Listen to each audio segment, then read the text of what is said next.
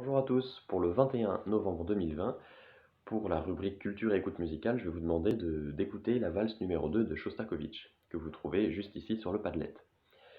Après l'avoir écouté, vous ferez un petit commentaire, alors soit à l'écrit, soit une note vocale, comme vous voulez. Un commentaire, comme on a l'habitude de le faire en classe. Donc, qui est-ce qui joue? Est-ce que ce sont des instruments? Est-ce que ce sont des voix? Est-ce que ce sont des machines? Ça peut être possible. Si ce sont des voix, est-ce que ce sont des hommes, des femmes, des enfants, et cetera? Les instruments, quels instruments jouent? Est-ce qu'ils reviennent? Est-ce qu'on entend un instrument au début, puis il joue plus, puis il revient à la fin? Est-ce que ce sont des instruments qu'on a l'habitude d'entendre? Voilà, toutes ces questions-là. Ensuite, qu'est-ce qui joue? Servez-vous de ce qu'on a dit depuis le début de l'année. Donc si ce sont des chanteurs, est-ce que c'est un chœur? Si ce sont des musiciens qui jouent d'un instrument, est-ce que c'est un orchestre, une symphonie?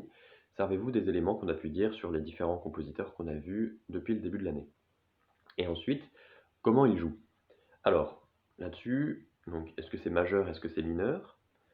Est-ce que le tempo, donc n'oubliez pas, servez-vous de la page 140 du manuel J'apprends ma quatrième année de formation musicale, avec les indications de mouvement et de tempo. Donc, donnez les indications en français et en italien. Donc ça, c'est pour la vitesse. Et ensuite, le caractère.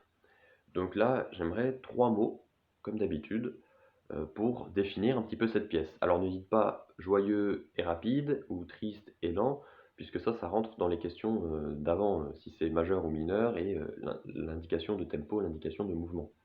Donc dites par exemple, c'est festif, c'est convivial, c'est chaleureux.